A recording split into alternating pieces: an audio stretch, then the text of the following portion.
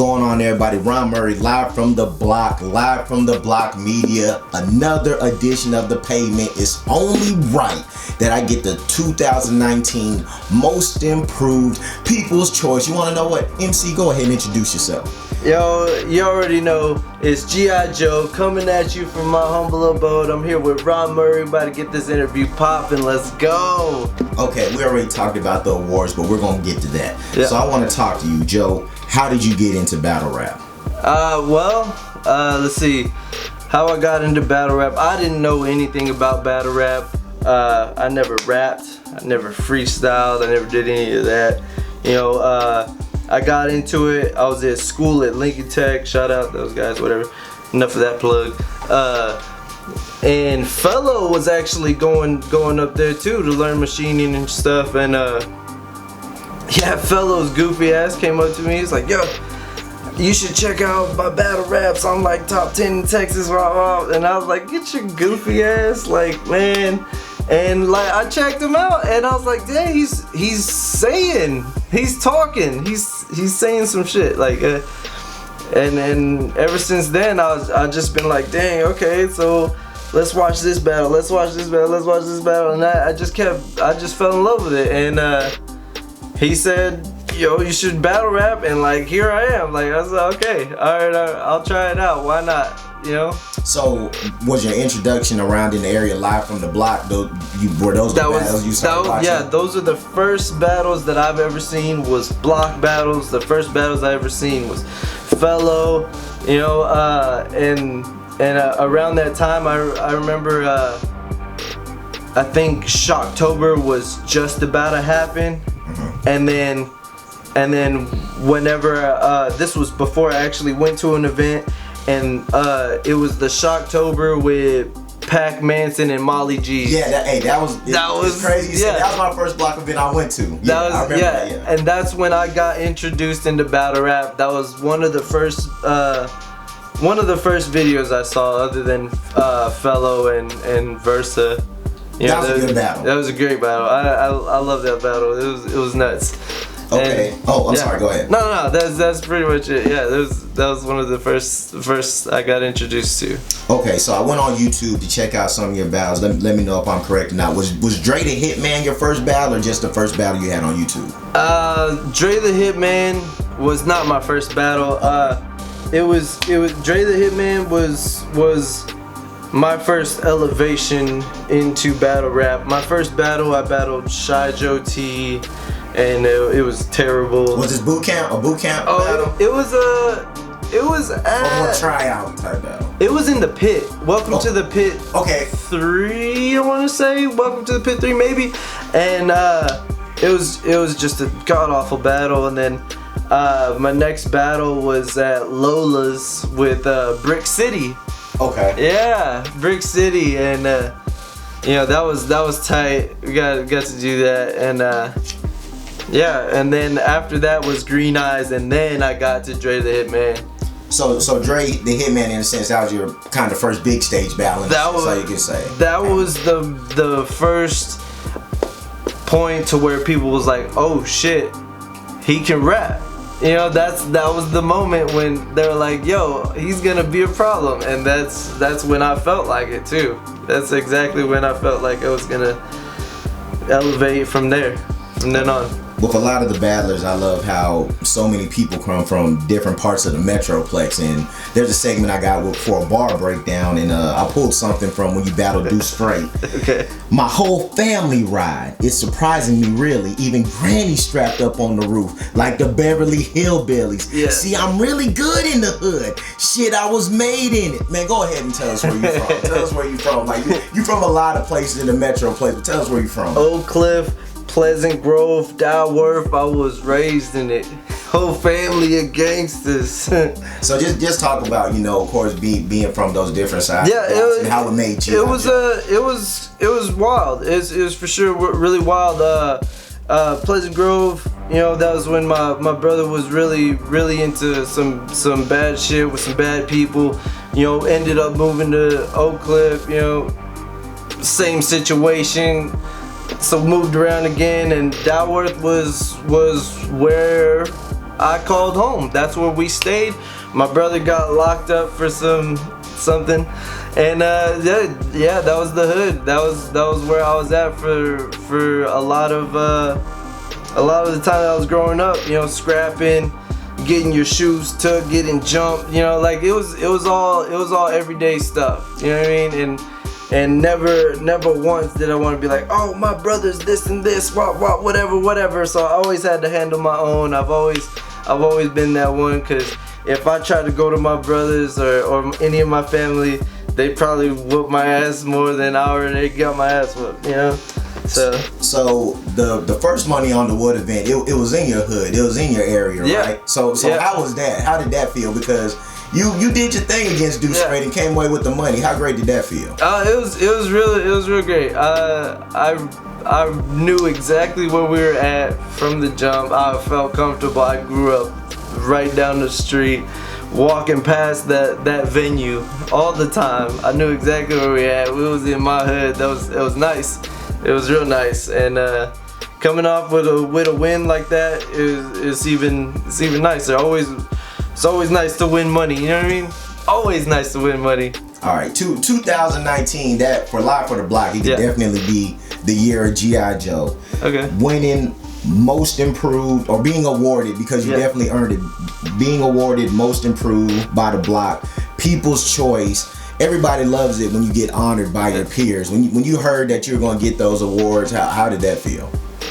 Man, to be honest, I really didn't even know I was gonna get the awards. Like the polls on Facebook, whatever climbed, whatever, and but it's all voted on a panel of judges afterwards. It's not like, okay, you're gonna troll the votes with on Facebook and you win everything. No, like it's voted afterwards on the top 5 of each category, and just to win those was a surprise to me. Like I didn't expect to get 2.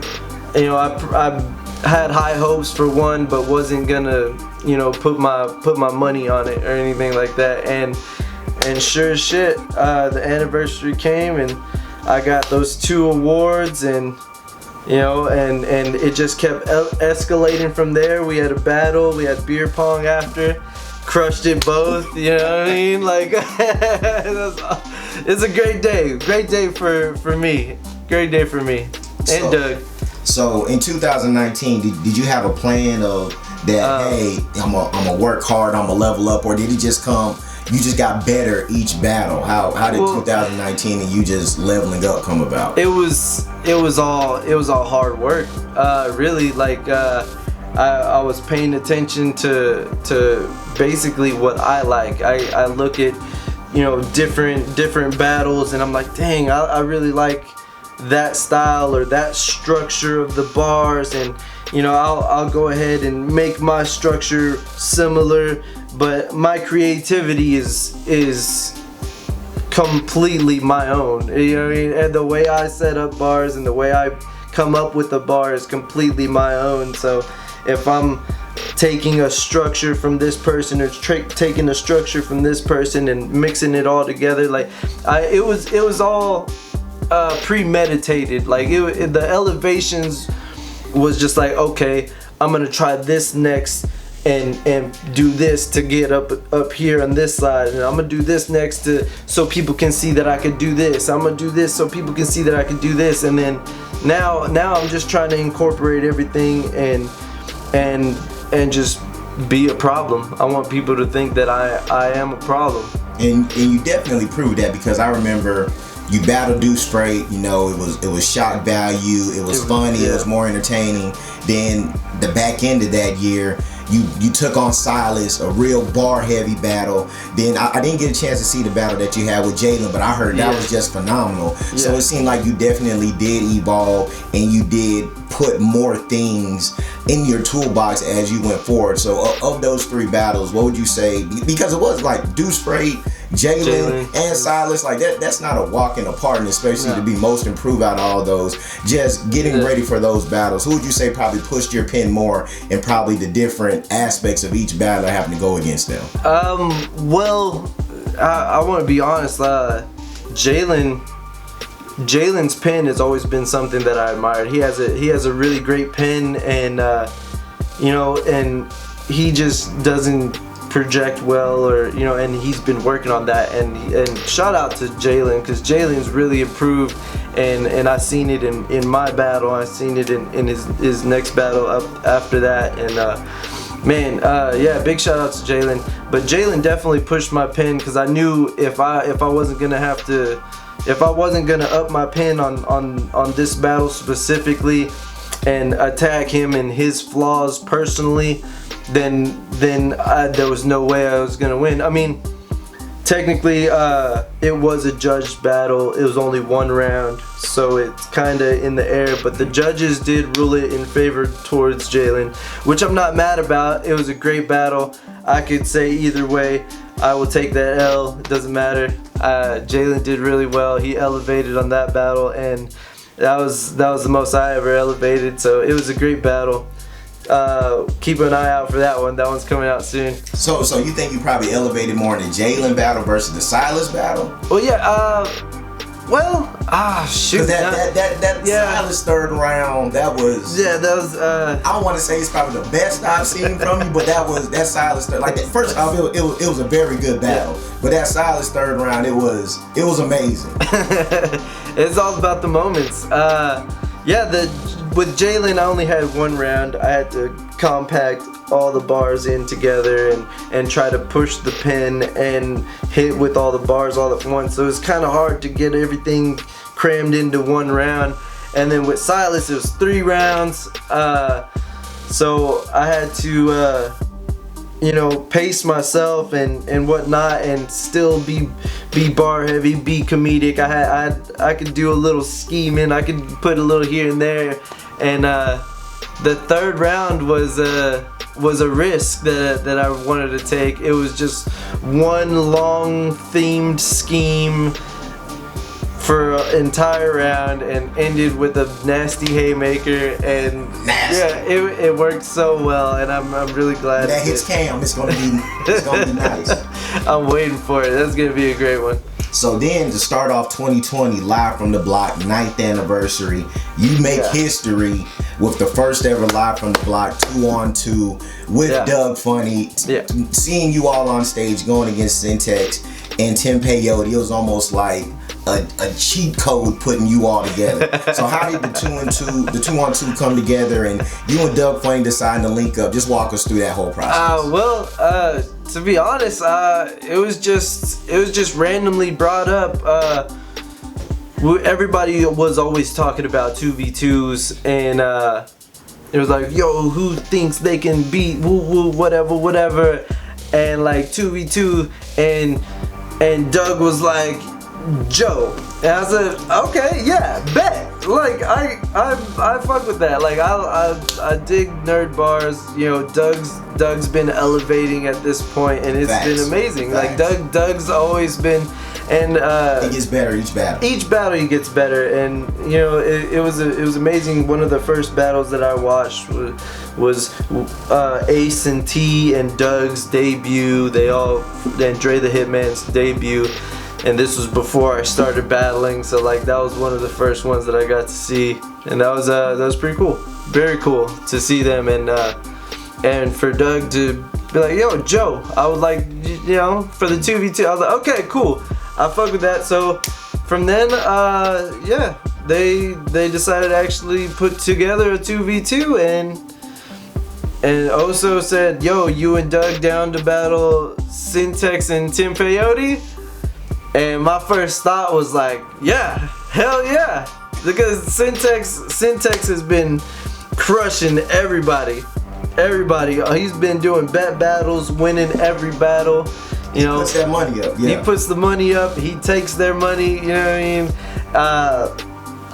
And I just wanted to put a stop to it all. I was tired of it. You know, even if it was a 2-on-2. Even if it was a 2-on-2, I just wanted to put a stop to that reign of terror. Like from what I see, I pick apart certain things, and it's funny because I'm always hanging out with the Dojo clique, and they are past bar snobs, and everybody there is real snobby. It's why they got the name bar snobs. They're all real snobby and picky about their bars and stuff. And I feel like I'm the same way. I pick apart things, and I'm just like, I could beat him, or I could beat him, or I could beat him. So hold on, all right. So we're gonna get to that. We're gonna get to that part right there. So when you and Doug started the 2-on-2 practicing, was it instant connection, or did you all have to work through that? How did that go? No, it was terrible. We had the worst time. On stage, you did the same that way. Yeah, of course. So basically, it let y'all in on a little secret. We got Google Documents, and whenever I write a bar, I put it in Google Documents. He can see it instantly as soon as I put it. As soon as he puts a bar, I can see it instantly. We edit and make suggestions in Google Documents. So if we're at work, or we can't FaceTime, or we can't be in the same room together working on the bars, we can still do that from wherever we're at. Google Documents helped us out a lot. But the thing is like, Doug can write semi-effortlessly. Me, it has to be organic. It had, like, if it doesn't come to me and I'm just like, damn, that's a bar right there, you know, I can't write. It takes me forever to write a bar. And so like, I'll come up with a bar and I'm like, yeah, that's nice. And then it'll be a whole week or two before another one comes to me. And then one day it'll just be like, bar fest. I'm just like, oh, that's a bar, that's a bar, that's a bar, that's a bar. So it comes and goes in waves. And that's what was happening with this battle. Is like, I'd come up with one bar and I'd put up another bar, and Doug would just be riding and riding and riding and riding. And so like eventually, you know, when I started getting my turn to start putting in bars, and boom, boom, boom, we started getting everything together, and literally changing shit up 2 days before the battle. We were still changing shit up. This is just bars, not even including the performance aspect. Yeah, exactly. And so we still changing shit up. And then so it was when was the battles? Saturday? Yeah. The battles were Saturday. We finished putting shit together Thursday. We spent the end of Thursday writing, and I took Friday off, and we spent Friday trying to get it together. And then Saturday was just like, game time, we're here, you know. And from that little span, I mean, we were already working through performance and memorizing the bars and stuff, but we were still changing things 2-3 days before, and I was stressed out. And yeah, we got it together, and once it was game day, I knew we had it from the jump. There was no doubt in my mind whatsoever. Doug was a little bit nervous. It's like, man, I don't know. I said, nah, man, let's go outside, let's run it. Ran it effortlessly, perfect. I said, that's what I'm talking about. You don't have to be nervous, we got this. And he's like, that's what I needed, let's go. And then we just crushed it, man. It was nice. Y'all definitely did crush it. Now, you did bring up your crew, the legendary Dojo clique. Dojo. You know, with the block, it kind of seems like more so who you have to find out who isn't a part of the dojo, versus it seems like everybody has come through or been at the dojo at some point. So just describe, you know, the dojo clique, led by a fellow, correct? Yeah. It's all the dojo is Fellow's house. It's, you know, open to anybody. Anybody can come through. It's all about elevating your pen, elevating your performance, elevating yourself as a battler as a whole. And you know, Trebo's always there, Lowe's always there, Jalen comes around here and there, you know, Algie's, Pawflow's always there, you know, and Syntex came up there a couple times, Shotwell's always there, you know. So it's like we all gather there. You know, me and Doug spent a lot of time there. We were coming in when we were getting our bars together. We would go there, and it's basically you just stand in front of each other and spar and spar until your round is 100%. And when it's 100%, you continue to spar and get it down. There's no stopping, and it's brutal. Once you're there, nobody reacts. There's no reaction. You don't know if your bars are trash. You don't know if your performance trash. And they give you the most brutal critiques on certain points that they didn't like, and everything's just it's a experience. It's an experience. It's like no reaction. It's like the whole time you're spitting your stuff. Oh, that was hard. In your head. Oh, in your head. Ooh, that was hard. And then they're just like staring you down. Nothing else. No reactions. It's nerve-wracking, but it works. Every time it works. You get your bars down, you get your performance down. They get their bars down, they get the performance down. Everybody comes together as a whole to get everything done. So this leads to my next question. Would you say that when you battle, you do at some time have to be part of a battle group or a clique or some point, or you know, it can be harder when you stand alone, or how do you feel about being a part of battle crews and things of that nature? I don't know. I think that getting in battle crews or whatever, it takes away from potential battles that could happen. I don't like that. And me with the Dojo clique, it's like I'm never there. I write all my stuff, and then once I get it like where I like it, then I present it randomly. I'm like, yo, I'm coming over, and then whenever I'm spitting my shit and get no reaction, or I'll call Molly G's, and Molly G's will say the same thing over and over. He says, that was ass. Your pin's lazy, B. Every time, and that it helps. Like brutal honesty helps, and that's the way all friends should help each other, is be brutally honest and tell them that their ass and their pen is lazy, because there's no way that they're gonna elevate, or they're gonna write better, or they're gonna perform better if they don't hear this from the people that they hang out with the most. So at this point, you've been battling 2 to 3 years, correct? Yeah. So where would you say the state of DFW battle rap is at right now for the Metroplex? I think we're on a big incline. Like we're getting a lot more people in on the battle rap scene, and with everything else that's happening, with like Caffeine opening up and Drake endorsing it, like it's opening up more eyes to the battle rap scene, and DFW in general has so many leagues popping up here and there ever since this happened.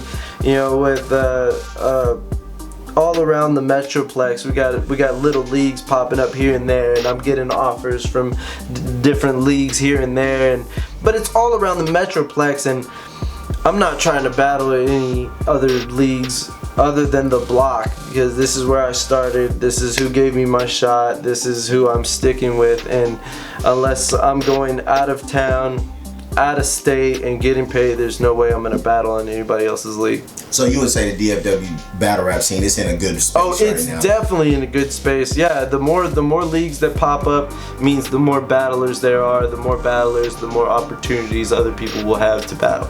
So about the back end of 2019, the DFW Top 25 list. I compiled the list. Yeah. You know, shout out to everybody who put their opinions, but even more so, shout out to everybody who put names, because everybody doesn't like to necessarily give their honest opinion, because they know a person may feel a certain way if that's their homeboy. Yeah. So when you saw the DFW Top 25 list, what do you feel there are some guys too high, too low? I already mentioned there are some guys who should have been on, like you and Tim Payo. Yeah. I expressed y'all should have been there. What was your take from the list? I think the list was fairly accurate. There's some like I said, it's all based on people's opinions. Correct. You know, it's like some people probably shouldn't have been there. Some people should have been there.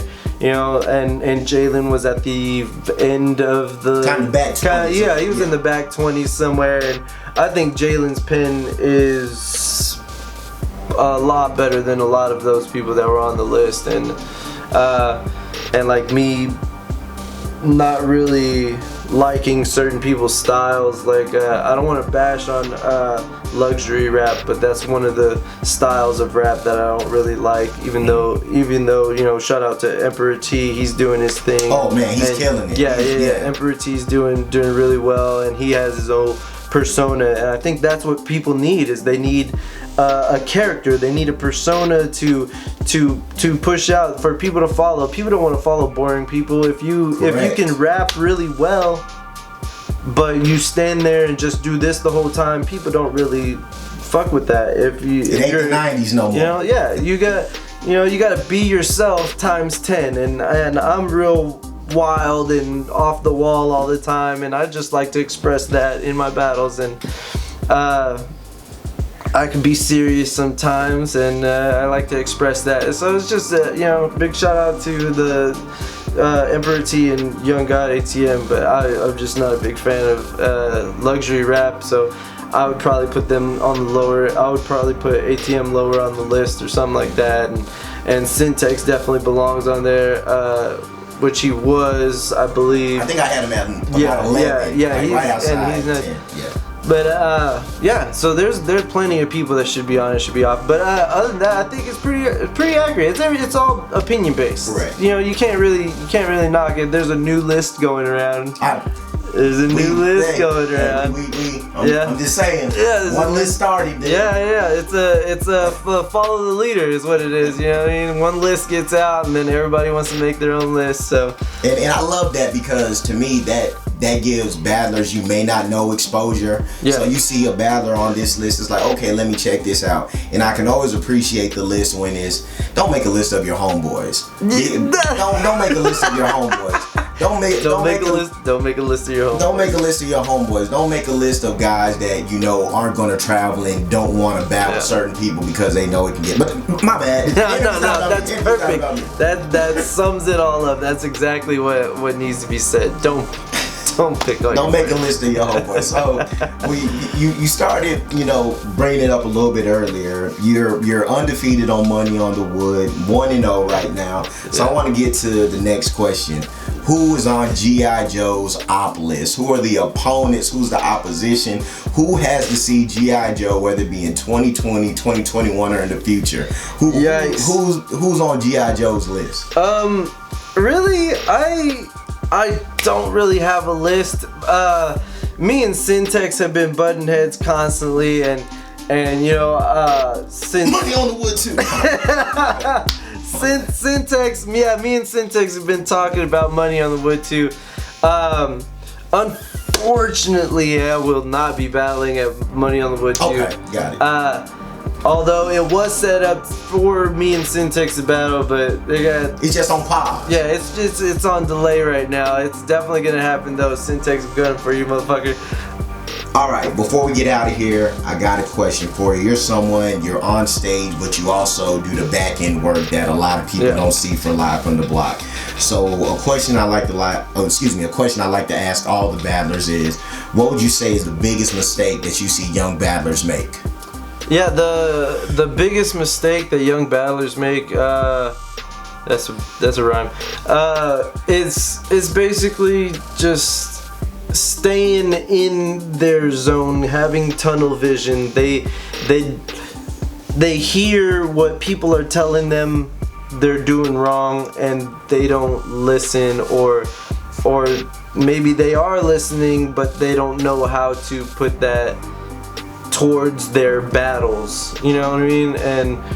And that's basically how my elevation came, is just listening to everybody, what they have to say about me, getting different angles from different styles, and if somebody calls you, somebody tells you, hey, you're doing this, don't do this, or you need to do this, listen to that and take it to heart. You know what I mean?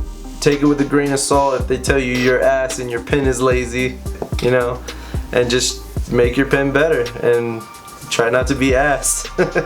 So what would you say has been the biggest thing, or I guess the thing that surprised you most, going from doing work on the stage to doing the back end work? Okay.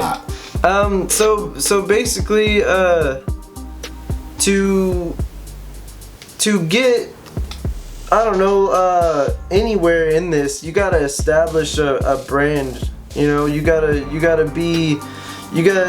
put yourself out there. You can't just be, hey, I'm a battle rapper, you know, check out my YouTube videos. That's not very lucrative. The only way people are gonna know you is if you have a brand and you're putting yourself out there, whether it be, you know, stickers you're slapping everywhere, cards or whatever, just anything you can get out there, you know. And currently I got, you know, I started off with my gangster merch, cause I'm gangsta. Cause I'm gangsta. I said that one time and everybody reacted, and I was like, that's it, that's the one. The bell went off. Everybody does this. Yeah. That's the logo.